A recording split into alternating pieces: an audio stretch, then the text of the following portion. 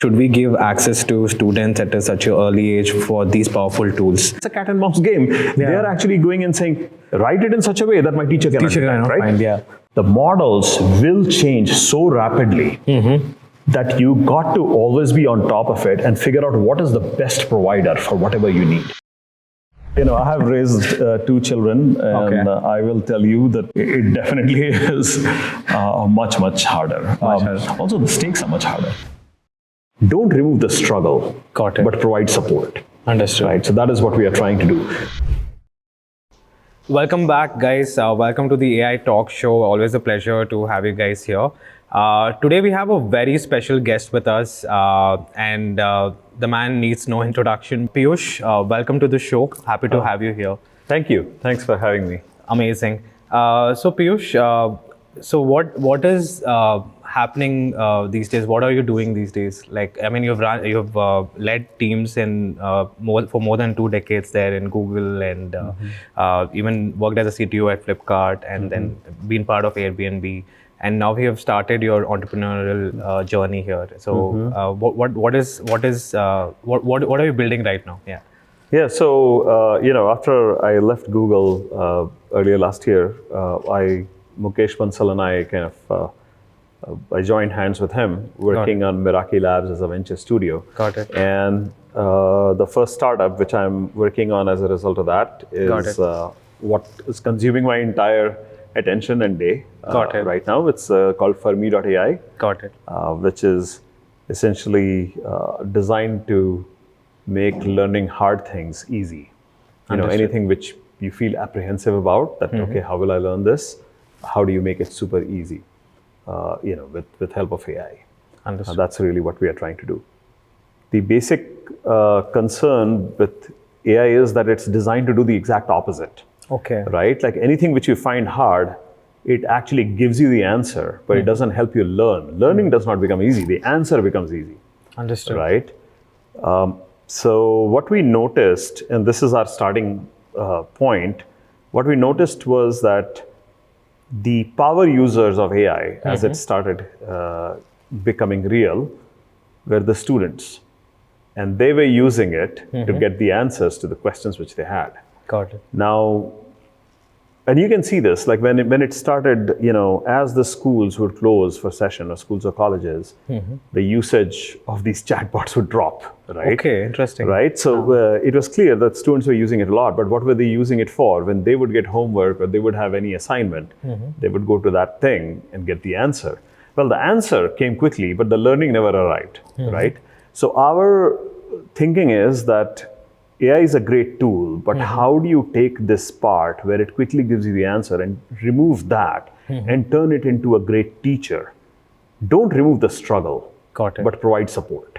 Understood. Right? So that is what we are trying to do. The result of that is that the learning happens when you don't get the answer, when you use your brain, when you exercise that muscle, when you are doing what we call the productive struggle. The friction actually is good. So we maintain that friction, but we don't leave you feeling abandoned, because that is when you will go to these other options, right? Correct.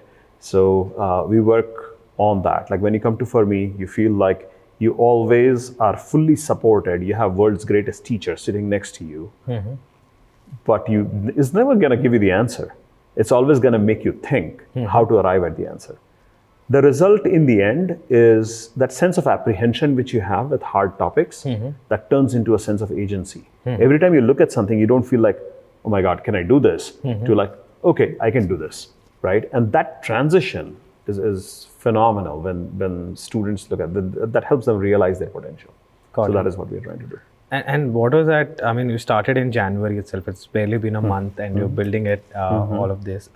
So I just want to ask, what was that, moment where you realized, like you mentioned about this, but you also build a lot of architectures and tech, advancement and development, like we were discussing. So you built some amazing stuff. You built agents back in 2024 itself, and now you're building something that is going to solve people's problem through AI. I mean, literally, it's a AI first EdTech company. Yes. To be honest, like, absolutely. yeah, not like EdTech then comes AI enabled.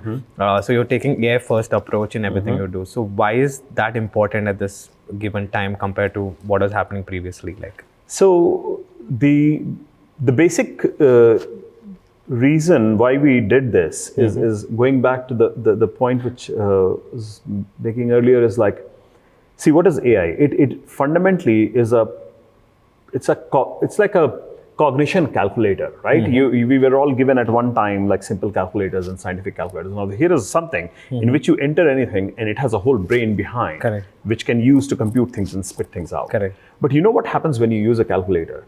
Your mental math is Correct. not as strong anymore.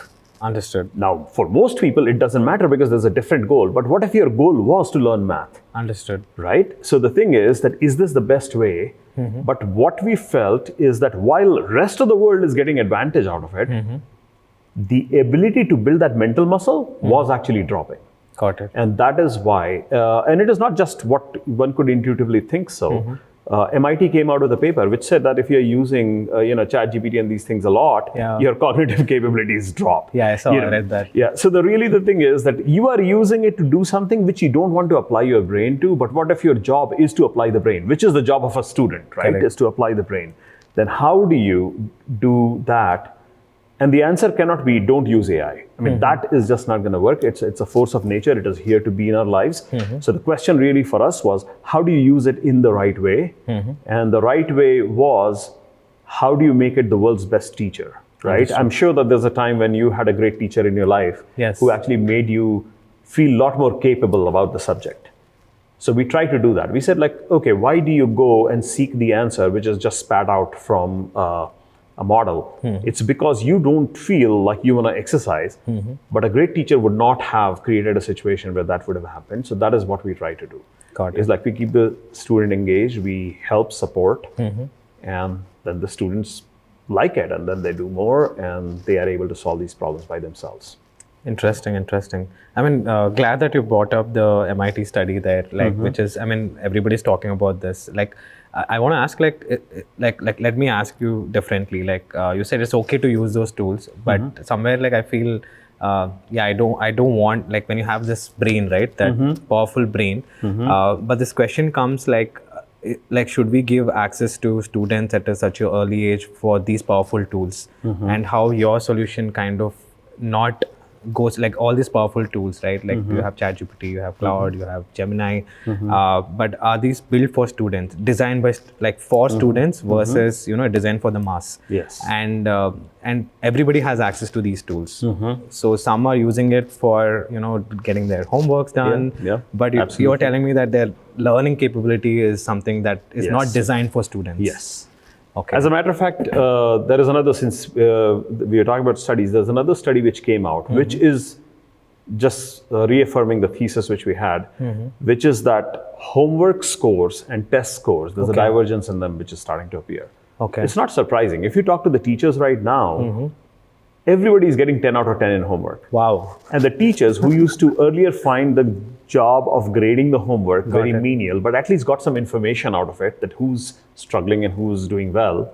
Now they're not grading anymore, but now they're playing detective. They're trying to understand who really did the work and who actually didn't. And the students, on the other hand, it's a cat and mouse game. They're actually going and saying, write it in such a way that my teacher cannot find, And now what you see is all that is great, but when the real world tests start to appear, whether they're standardized tests or competitive tests, you start to see a divergence. Got it. The homework scores got better and the test scores are dropping.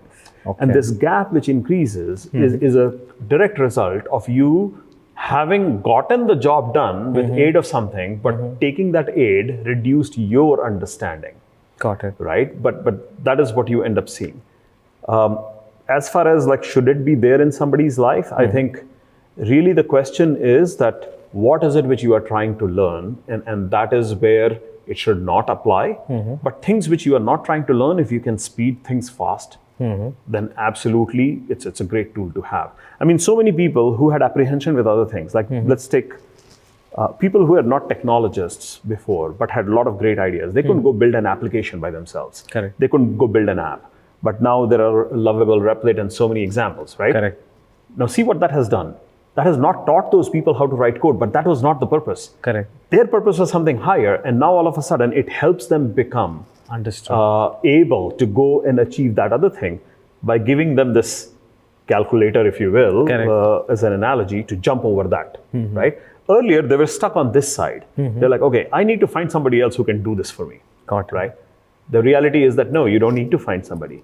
We have seen this multiple times. Like there was a time when personal computers came into people's lives. Before that, people were not doing things. Spreadsheets used to be large spreadsheets, right?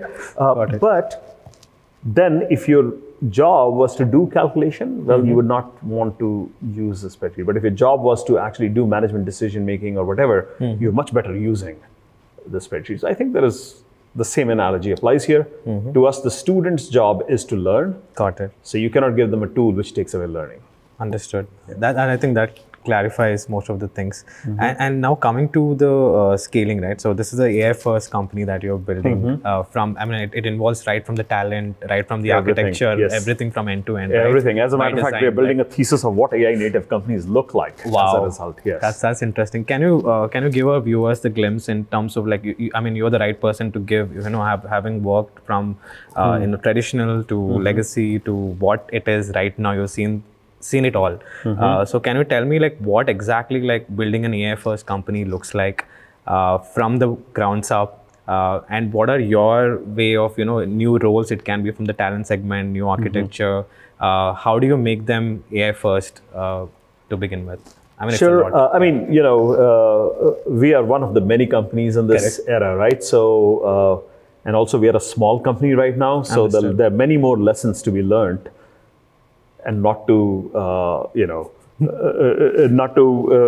we must acknowledge the fact that what we think AI's capabilities today are very different from 3 months ago and will be different in 3 months. Correct. So we are actually doing a lot of things differently. For example, if we take an example of hiring, right?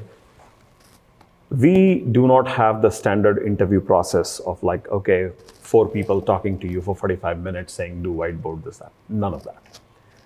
As a matter of fact, we go as close to simulating a real world environment. Wow. This is a research which, when I was at Google, Google did amazing, it has an amazing culture of like how to do things.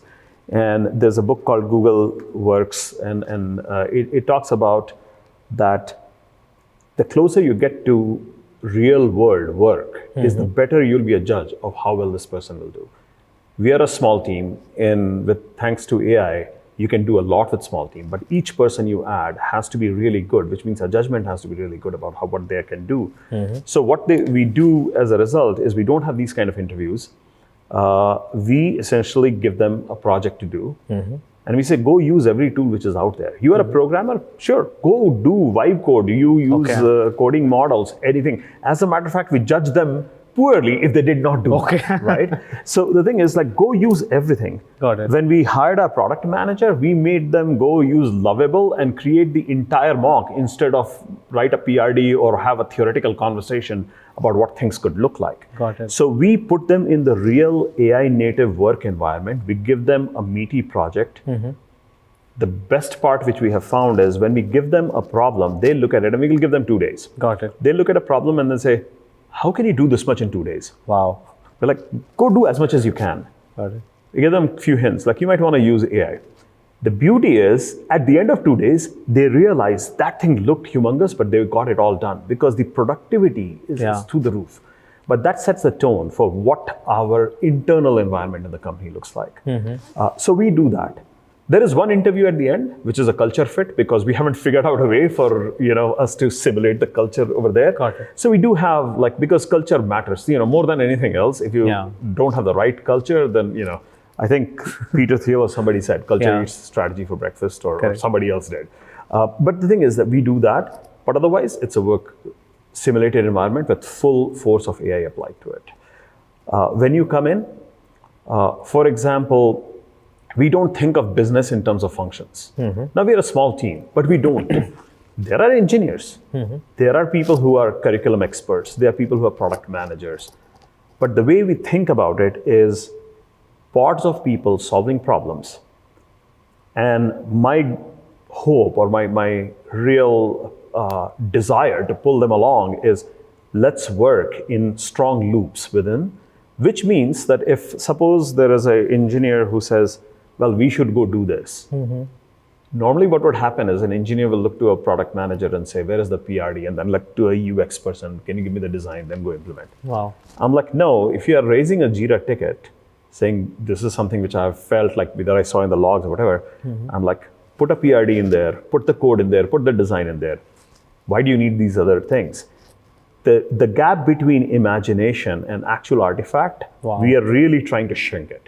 So our engineers create PRDs, our product managers write code, our curriculum experts are now starting to write code themselves. People who have not done this before are actually doing that.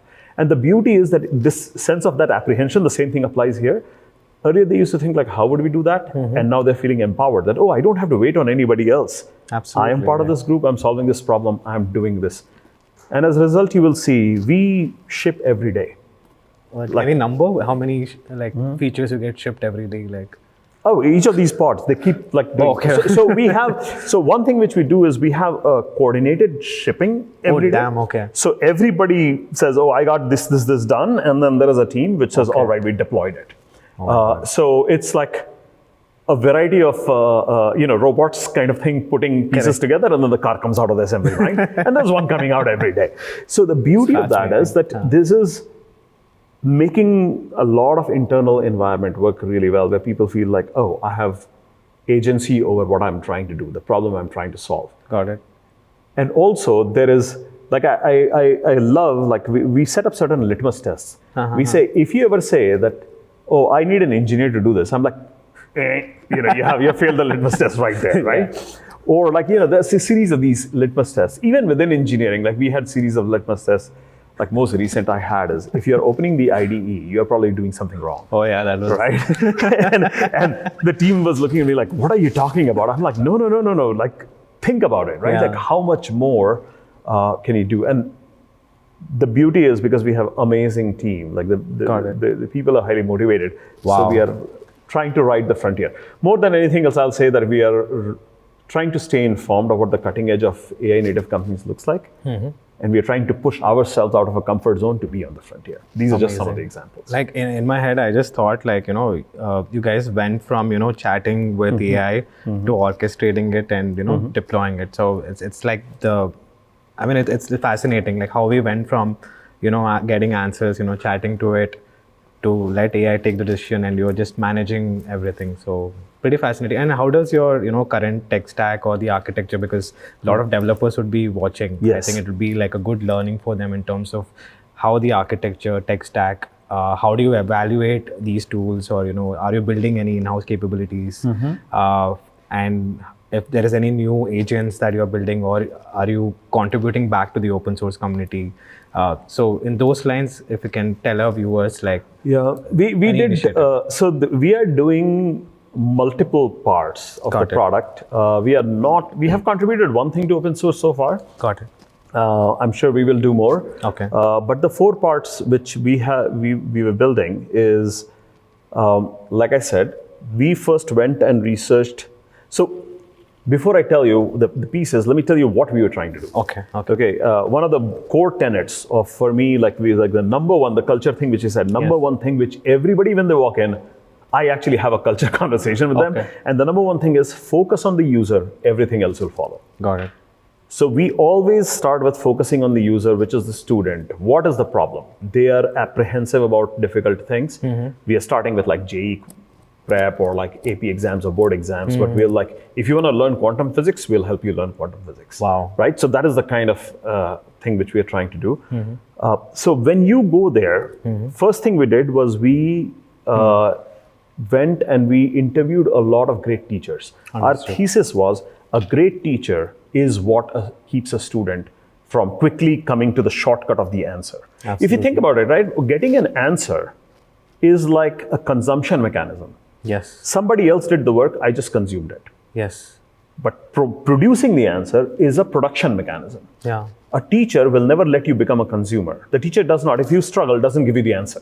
Understood. Right? But ChatGPT would. Yeah. Right? So the thing is here, we were trying to say, okay, what does a great teacher do to stop you from becoming a consumer of the answer rather than be a producer of the answer?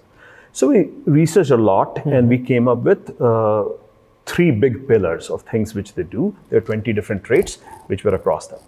Then we said, okay, well, how do we model this inside AI?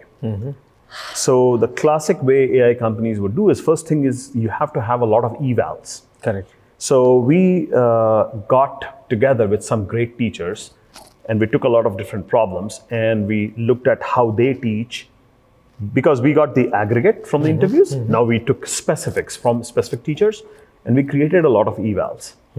Then we started working with different models and figuring out how exactly do we get the best outcome based on the evals which we have, which is standard AI engineering, right? So we did that.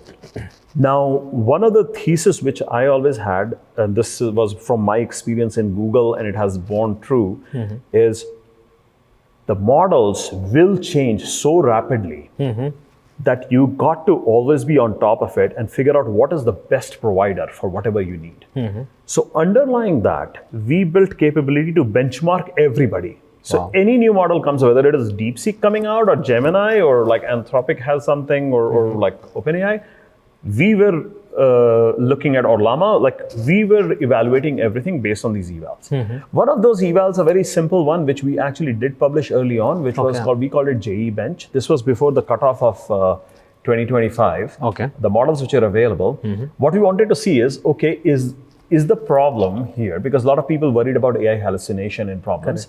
We said, is the problem here that the models will not be able to do a good job? We are trying to turn them into a good teacher, but are they even a good student? Understood. So we took JE questions and we actually ran them through JE Bench. Part of it we actually open sourced. That was the very first version. We have gone much further, so we haven't had the time to open source. Not that there's a lack of desire, but we haven't had time. But what we did was we looked through and we quickly realized that the models, there were certain models which were scoring better than All India Rank 1 of JE. Got it. Okay. Now, I will tell you, if I brought to you a person who said this person came number 1 in JE and All India Rank, you will not ever question whether they understand physics, chemistry, or math. Yeah. Now, if I can turn you into a great teacher, absolutely. Now you have a world-class teacher with world-class understanding. So we did do that, and we continuously do that. We figure out there are many parameters on which we look at, like whether it's accuracy, the standard false positive, false negative. We look at, okay, what is the latency? We look at what is the cost, for example. Oh, wow, cost. So we look at all of these metrics and say, okay, these are the best models. Then we look at, okay, here's the teaching side of it. So we have our teacher evals. Which of these can be the best teacher? What kind of prompts do we need? What we early on felt like we would probably not need fine-tuning to get this done. One of the reasons we felt we would not need that is because there was so much value in prompt tuning out of it, given how good these models were becoming at instruction following, how good the context windows were increasing, and all of that, that we felt that there is enough context engineering value that we can actually get to a point where there's a great teacher and we can build a product. Got it. So we tried that. Turns out to have been a good bet as well, because we were saying that these models will continue to get better. And we started like around May of last year doing this initial work. And by the time we were like January, it was already like so much better, right? Wow. So that is a second thing. So this is one whole world. Then the second thing we built was the second thesis we had is almost everybody thinks of AI as a chatbot. Yeah. But doing real hard work, like if you are actually trying to learn something difficult, like if I tell you, even if I tell you like computer science, which is closest to typing, to learn computer science theory, you have to draw data structures on a board. You have to have like a binary search tree drawn, or like, a Carnot map and things like that. Doing that in typing is very, very difficult. That's not natural. That doesn't give you the degree of freedom. Now you take that problem to, I am trying to do a multivariable calculus equation with multiple integral signs, or having coordinate geometry, or like triangles, or a free body diagram with forces applied. Now, how are you going to do that inside the chatbot? Correct. Well, what do students do? They write it on paper, they take a picture, they post it there and all that. This friction is not focusing your neurons on learning the topic. Understood. Right?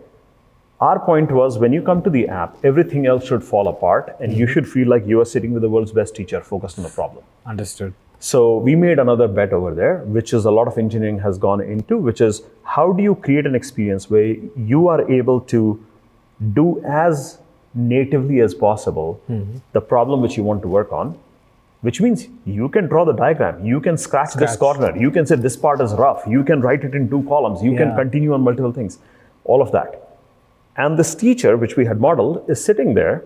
You can ask a question anytime that, hey, did I draw this graph right? And it can see. Understood. And says, yes, you did. Or like, what do you think of this free body diagram? Also, like, just like a normal teacher would, might say, you might want to look at that arrow again, right? But here's the other beauty. Like, we further engineered, and as you are writing, this teacher detects that you have made a mistake and you're diverging. Got it. And you're not going to correct it. Then it can come back like a Microsoft Word, that error, that spelling check squiggly circle saying like, look, you made a mistake here. So there's a lot of engineering we did there, which is, we actually have a patent pending on that. Like being able to look at as you're doing work and saying that there's something. So there's another series of engineering which was done there in user experience. So teacher, user experience. Then we have built a question bank. People generally have question bank, as, written by experts and all that. So we did have that. We have those experts we were talking about. But we also built AI factory models in which you can say that I want to have a question for JEE, physics, electromagnetism, difficulty level 4. Give me 10 of them, right? And I'll be able to generate 10. So now the beauty is that if suppose there's a classroom of 30 students and all are learning physics, electromagnetism, the teacher can now say, give them all 10 questions to solve, but they will not get the exact same 10 question. It will be depending on how capable they are, that it can just push them a little bit further. Wow. Now, another reason why a student will never abandon a question, right? So you always keep them, developing. And this is the holy grail, the personalized education. So that is another thing we did. And the fourth thing, of course, is when all of these are playing together, we learn about the student. Understood. We know what their capabilities are. I bet that what we learn about the student as they do things is better than any exam you will ever give, because exam is a sample in time. If the person didn't sleep well, had upset tummy the night before, whatever, right? But this will say that, no, this person is learning this way. Wow. And once you understand that, now you can utilize in many ways. You can say, okay, this is what you are really strong at. This is what we are. This is how much effort you have to put in. Got it. So all of these are the pieces which we built. Wow, I think you answered everything. Like as I was having questions, you're clarifying. So one thing I want to understand is why is it called Fermi.ai? Like, what is the thinking behind the name? Like, so we wanted to pay tribute to one of the great scientists and physicists in the world. There are many of them. Got it. And then there's an intersection of the names which are available. Okay. And then there's an intersection of what would be easy for us to continue building on. Got it. One of our favorite names was Marie Curie, so Curie. Okay, got it. It was kind of a tribute to, a 2-time Nobel Prize winner, female scientist. Yeah. Connects to the word curious. Unfortunately, taken. Right? So that was the first one. Got it. Then we got Fermi, Enrico Fermi was a nuclear physicist. A lot of contribution to physics and to Fermi's paradox. They're like measurement unit Fermi. Correct. So there are many different things which it did, and was something which was available. And we also love the thing it is for me. Learning is for me. That is our tagline, right? Okay. So we felt like this is a nice, sweet way to kind of build this. It's an easy name to remember. It's also a tribute to a major scientist. So that is how we came up with this. Amazing. Now coming to the adoption side of things, right? Like the way you mentioned, I mean, user at the center of everything. So you're keeping students also and teachers also in mind when you're building this. I know it's too early, but are there any early adoption that is happening with your solution in schools? I can see this as a private tutor for me as well.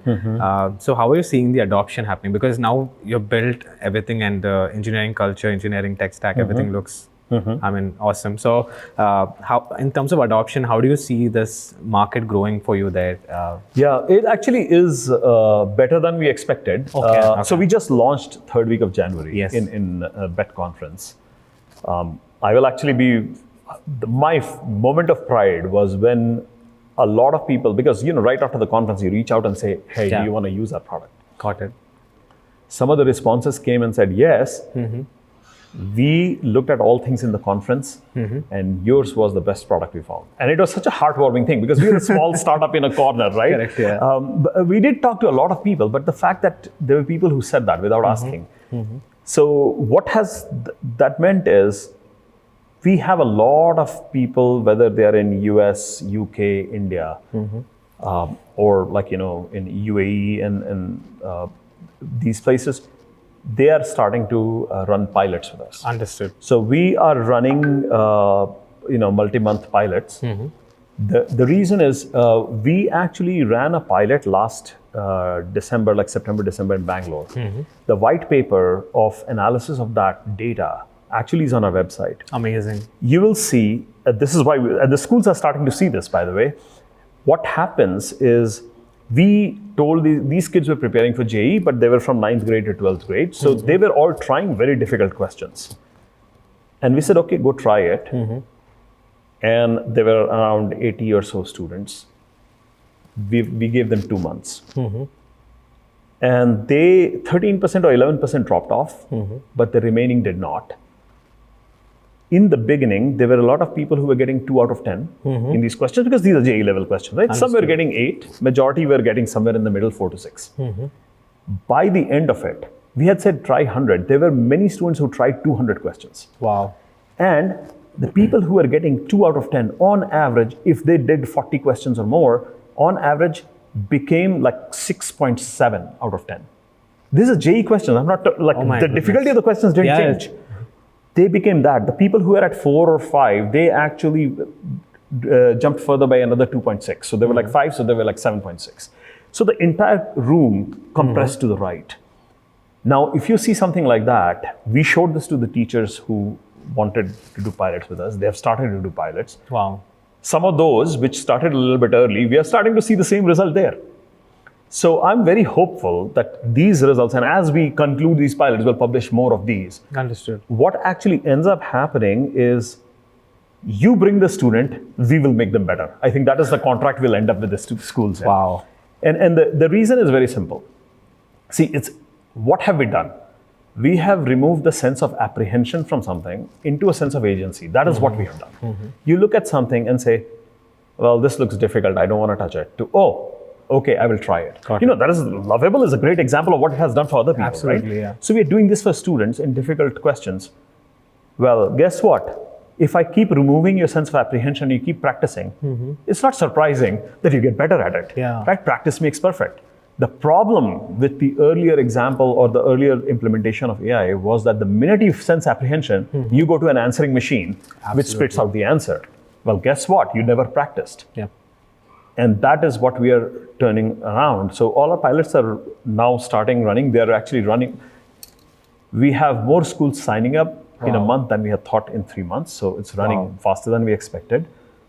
I'm hoping that we will have even more, fundamentally solid data to show that this is actually changing how people learn. And that is really what our pursuit is. Amazing. So, we would love to see those reports, research, white papers, like when it comes our white paper, on our website, if you go the educator side, at the bottom, there's a white paper linked for the December pilot. Okay. These ones, as they come out, we will keep putting there. Amazing. Yeah.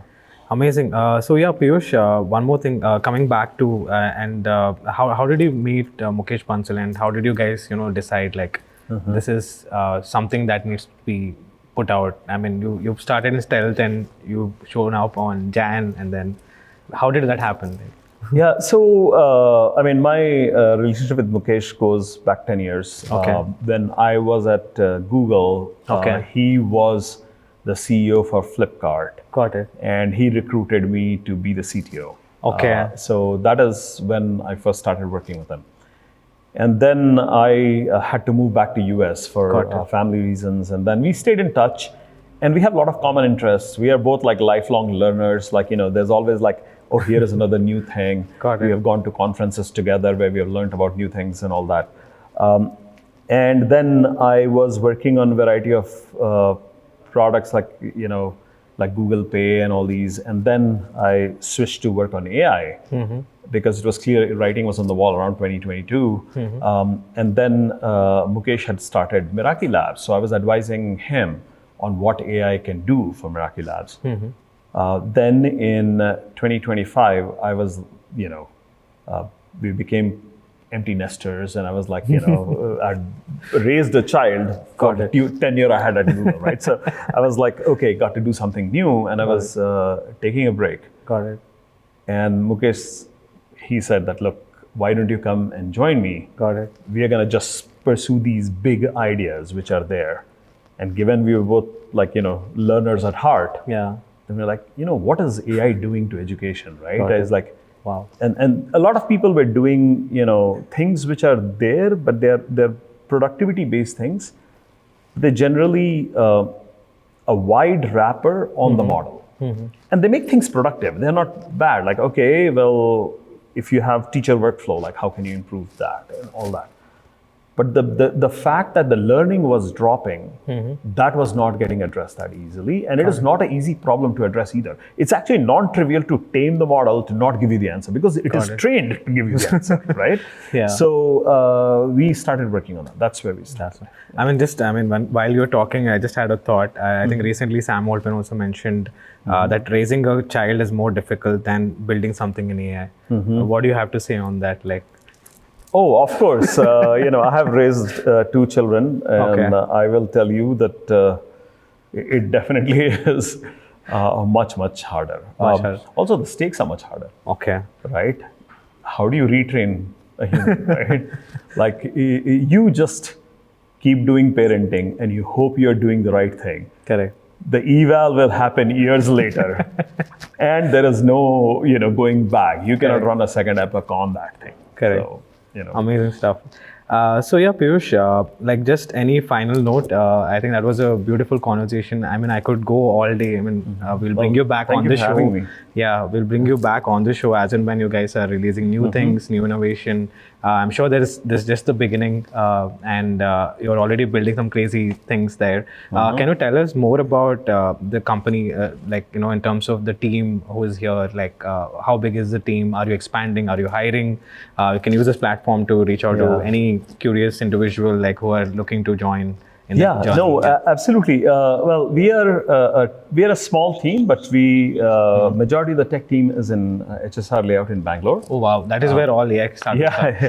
That's where we are as well. And we have some AI engineers in Silicon Valley, and I am there, and we have business team there, and we have business team here. To begin with, we are targeting almost it's a global product. Correct.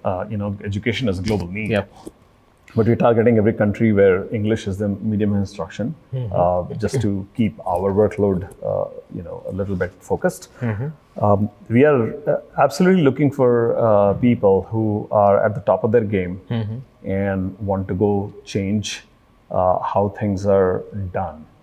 The intersection of technical depth and global impact is where I love to play. And anybody who's interested in it, in AI space, in app, user experience building, or very strong desire to be a generalist all across. Wow, generalist, So we would love to talk to them. Peeyush@fermi.ai. Please send me a note. Got it. Perfect. And any final book recommendation? We spoke so much about AI, so just want to understand, are you still reading books?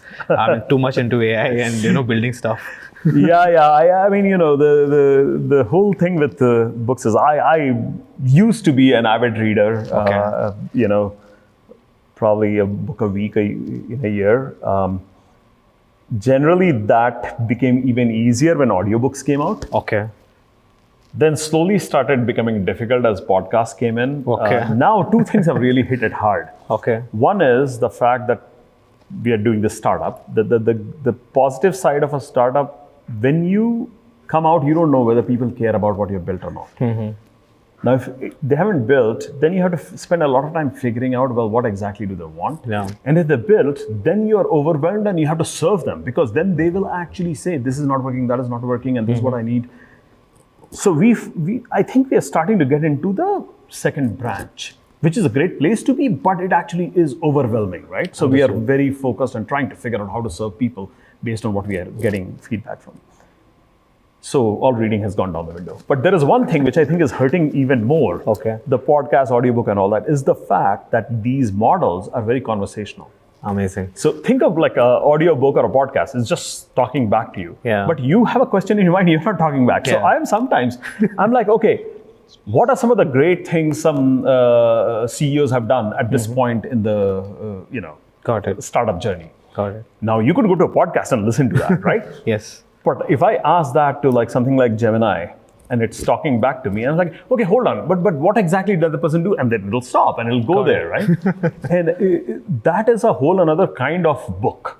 Got it. You know, the way we think of book is like one-way transmission, but Got it. is that truly the book of the future? Understood. So I'm starting to find that I'm spending time on things I'm curious about, but not in a one-way manner anymore. Sometimes it is in a two-way manner. You will see some technologies come out of our thing, which actually will Amazing. try to embody something like this. Amazing. Hopefully soon. Yeah, thank you, Peeyush. That was wonderful. Love chatting with you, and would love to have you back on the show time and again. That's it, guys. Thank you so much, Peeyush, for doing this. This is the AI Talk Show, and always remember, think AI, Think Fermi. think AI.